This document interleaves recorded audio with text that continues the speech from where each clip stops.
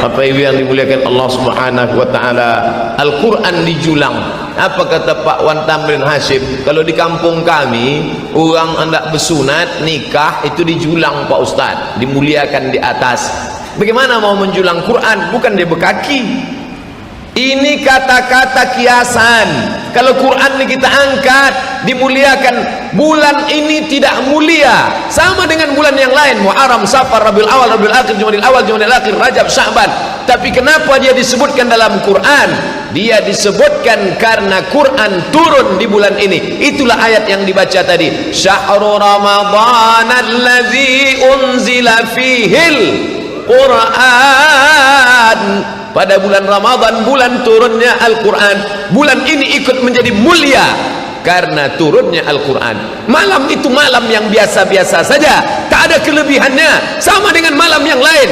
Tapi kenapa malam itu menjadi malam yang luar biasa? Karena pada malam itu turun Al-Quran.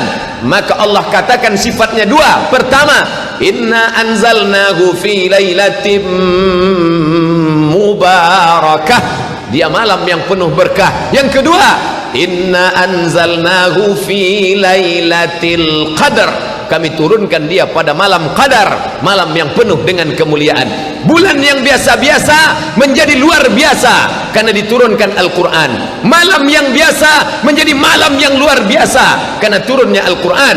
Maka kalau kita mau menjadi orang yang luar biasa, masukkanlah Al-Quran ke dalam kepala kita. Oleh sebab itu, malam nuzul Quran makin memberikan semangat pada kita untuk memasukkan anak-anak kita ke sekolah-sekolah yang mengajak dia untuk baca Quran, hafal Quran, paham Quran.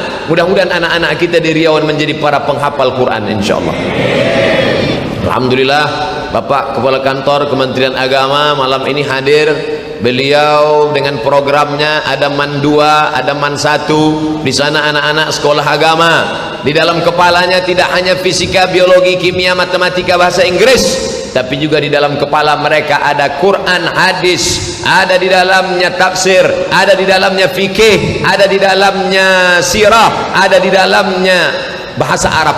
Sehingga dalam kepala mereka dua-duanya ada, seimbang, cerdas secara spiritual, cerdas secara intelektual. Kalau cuman intelektualnya saja yang cerdas, spiritualnya tidak, maka dia akan sombong, angkuh. Ini karena otak saya, ini karena manajemen saya, ini karena saya hebat. Tapi kalau hanya sekedar spiritual saja, sedangkan emosionalnya tak terjaga, maka dia akan jatuh juga karena tidak ada akhlak budi pekerti. Spiritual, intelektual, emosional, maka negeri ini akan menjadi baldatun thayyibatun wa rabbun ghafur, insyaallah.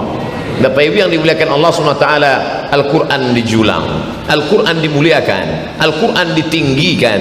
Maka insyaallah Allah berjanji, intan surullah, kalau kau tolong agama Allah, yansurkum, dia akan menolong kamu, wa yuthabbit aqdamakum, dia akan mengokohkan kaki kamu pada saat kaki goncang, pada saat goyah, pada saat jatuh, akan diangkat Allah Subhanahu wa taala. Al-Quran dijulang, jangan sampai diremehkan, jangan sampai dikerdilkan, jangan sampai dijatuhkan.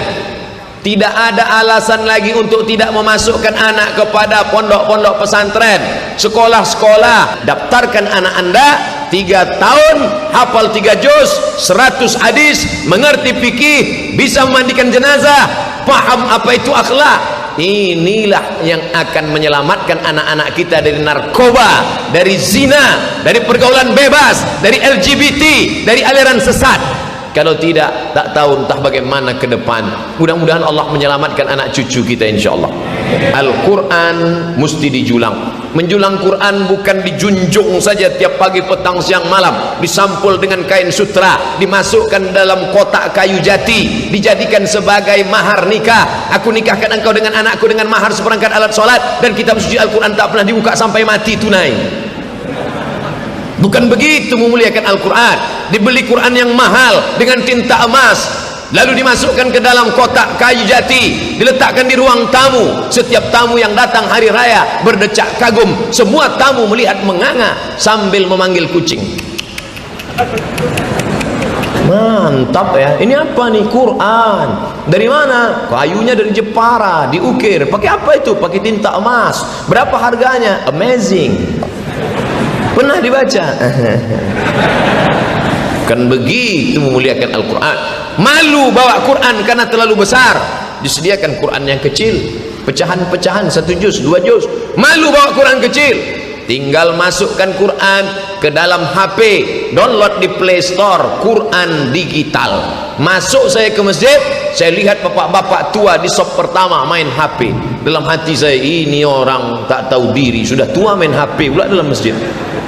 Tapi ternyata Ustaz Somad suuzon, begitu didekati, rupanya dia sedang membaca Quran. Astagfirullah. Awak ada suuzon, dia rupanya sedang baca Quran. Dia pun buka Quran waktu kita dekat. Tadi waktu agak jauh, update status juga. Quran dijulang.